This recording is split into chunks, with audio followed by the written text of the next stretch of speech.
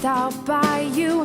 Your spirit wrote through men like a pen in the hand of a God who knew that we would need. Hello, and welcome back. We are up to question 12 from the New City Catechism, and it covers the 9th and the 10th commandments. The question is this: what does God require in the 9th and 10th commandments? The answer is this: 9th, that we do not lie or deceive, but speak the truth in love. 10th, that we are content, not envying anyone or resenting what God has given them or us. I just finished reading Genesis 37. I'll tell you what's there, and you'll probably remember the story if you've read it. If not, you should read it yourself. Joseph was hated by his brothers, and Joseph was loved by his father. Well, Joseph went out to check on his brothers when they were out working, and they plotted, some of them wanted him dead. They plotted harm for Joseph.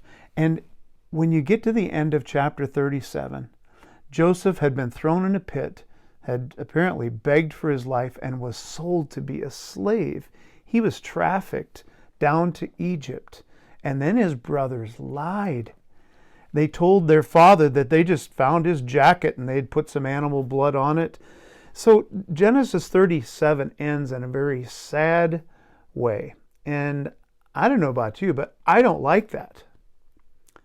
So what happens if we just change that ending to suit what we want, to make us feel good? We say, I don't like that ending, so I'm going to write it differently. You know why that won't work? Because it would be a lie. We know what happened. This is a record from history. Did you know that you and I do not get to create our own truth? It's kind of the same way with your own life circumstances. If I wish I had someone else's life, or I wish I had what belonged to them, I'm wishing for something that isn't mine to have. So the 9th and the 10th commandments, do not lie and do not covet, are really about trusting God to take care of us, even if we always tell the truth, and even if we are always just content and satisfied with what He has given us. Here's the problem with lying and coveting. It's what they say about what you think of God. You know, God wrote the story. He wrote the story of your life, just like He wrote the story of Joseph's life. And do you know that means that He also wrote the end that you and I haven't seen? Did you know that Joseph being sold in slavery, even though that was a bad thing that his brothers did, it was an evil thing, that God intended it for good? And that event, you can read it in the rest of Genesis, that event wound up saving the lives of the very men who did evil to their brother. God wrote the end of the story. He can make something good come out of a sad story. Read what happened after Jesus was crucified.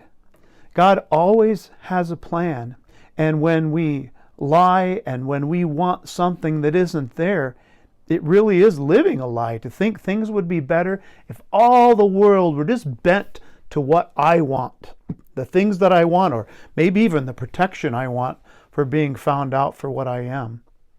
So you and I should be satisfied that God's going to take care of us if we tell the truth, and that He will take care of us even if we can't have what others have.